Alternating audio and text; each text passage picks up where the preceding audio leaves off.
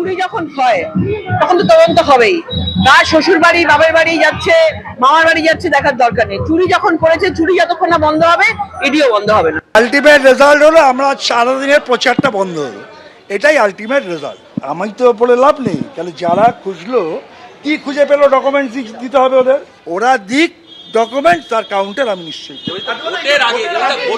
একটাই উদ্দেশ্য, শোনো আমার একটাতে একটা সুবিধা, আমি আমার মার্জিনটা বাড়লো বলে আমার মনে হচ্ছে, কারণ আমি প্রথম আমার এই যে বারবার আটকে দেওয়া হচ্ছে, তার মানে সত্যি কেউ কেউ খুব ভীত হয়ে গেছেন। আমার কোথাও কোনো, আমি এতটাই স্বচ্ছতা নিয়ে কাজ করি, যেখানে পারা যেতে পারে গেছেও, আমি কোনো বাধাও কাউকে দিই।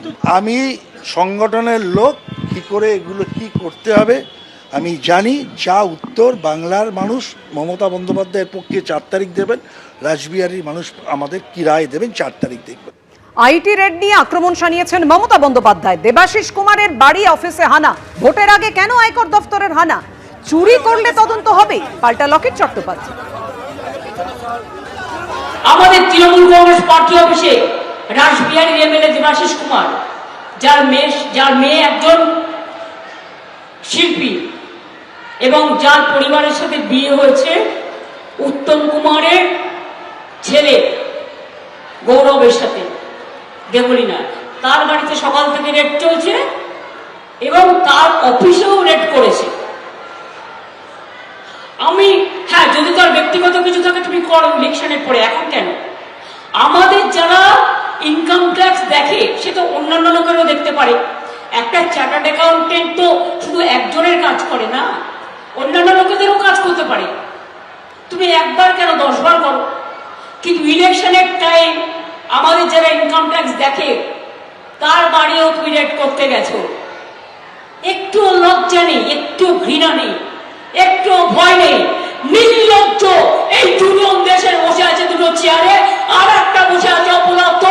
1, 2, 3 এদের বিদায় দিন। আমি মমতা বন্দ্যোপাধ্যায়ের মতো উদার নই। 4 তারিখের পর সব অত্যাচারের হিসাব হবে। রায়দিঘির সভায় হুঁশিয়ারি অভিষেক বন্দ্যোপাধ্যায়।